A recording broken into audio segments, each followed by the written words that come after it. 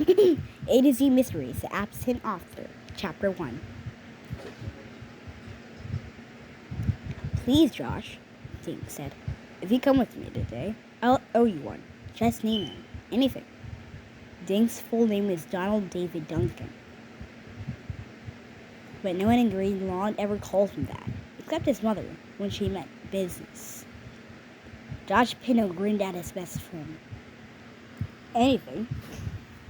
He raised his mischievous green eyes toward the ceiling of Dink's bedroom. Let's see, what do you have that I want?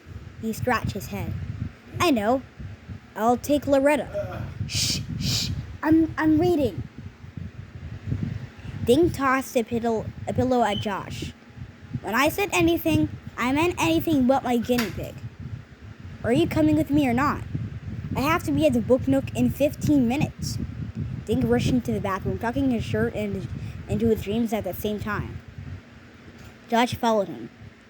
Dink yanked a brush through his thick blonde hair. Well, he asked. Are you coming with me? What's so important about this writer guy? Josh asked, sitting on the edge of the bathtub. Dink turned around and pointed his hairbrush. Wallace isn't just some writer guy, Josh. He's the most famous mystery writer in the world. All the kids read his books, except for you. If he's so famous, why is he coming to dinky little Green Lawn? Dink surged back into his bedroom. I told you, he's coming because I invited him. I'm scared to death to meet someone so famous. I don't even know what you're supposed to say to an author. Dink dived under his bed and backed out again with his sneakers. Please come with me.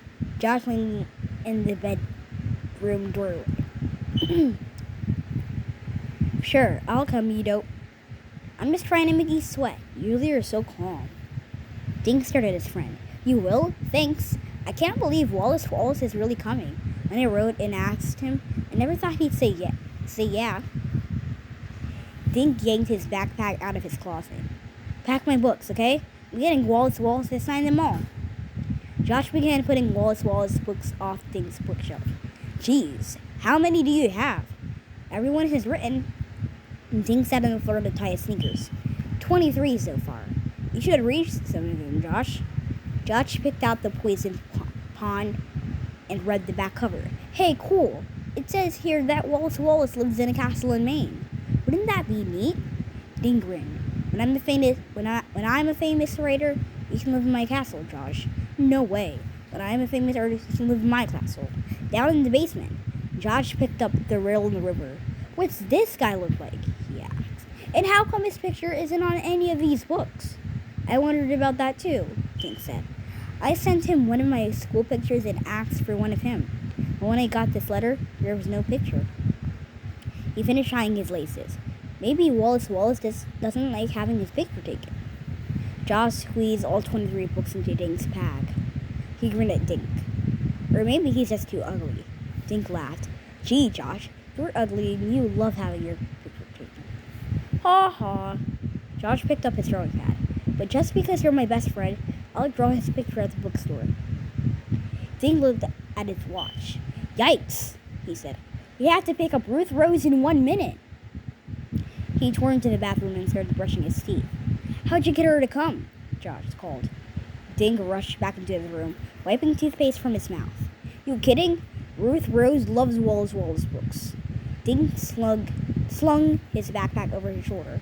He and Josh hurried next door to 24 Woody Street.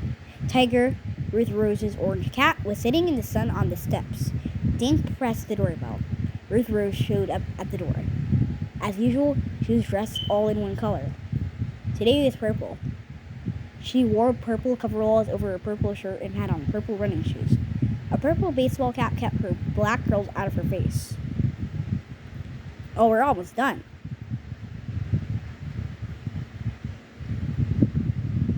Hey, she said. Then she turned around and screamed into the house. The guys are here, Mom. I'm leaving. Dink and Josh covered their ears. Geez, Ruth Rose, Josh said. I don't know what's louder, your outfit or your voice. Ruth Rose smiled sweetly at Josh. I can't wait until Wallace signs my book, she said. She held up a copy of The Phantom in the Pharmacy. I wonder if Wallace will read from the new book he's working on, Dink said. What's the title? Rose said. Ask. They headed toward the book nook. I don't know, said Dink, but he wrote in his letter that he's doing some of the research while he's here in Connecticut. Dink pulled the letter out of his pocket. He read it out loud while he walked. Dear Mr. Duncan, thank you for your kind letter. I'm so impressed that you've read all my books. I have good news. I made arrangements to come to the book nook to sign books. I can use part of my time for research. Thanks for your picture. I'm so happy to finally meet one of my most loyal fans. Short of being kidnapped, nothing will stop me from coming. See you soon, Wallace Wallace. The letter was signed Wallace Wallace in loopy letters. Dink grinned. Pretty neat, huh? Pretty neat, Mr. Duncan, teased Josh. You should have that letter framed, Rose said. Great idea, Dink said. They passed Howard's barbershop. Howard waved through his window as they hurried by. Come on, Dink urged as he dragged his friends down to the book nook. They looked through the window, out of breath. The bookstore was crowded with kids. The book nook's owner, Mr. Paskey, had set up folding chairs. Dink noticed that most of them were already taken. Dink saw Mr. Paskey sitting behind a table. A big white sign on the table said, Welcome, Wallace Wallace, but the chair behind the sign was empty. Dink gulped and stared at the empty seat. Where was Wallace Wallace? Oh, verb. If you owe money to someone, they have lent it to you, and you have not yet paid it back. You can also say that the money is owed. Grin, noun. The wide smile. Mischievous, adjective. A mischievous person likes to have fun by playing harmless tricks on people or doing things they're not supposed to do. Raise, verb. To lift something to a higher position. Tuck, verb.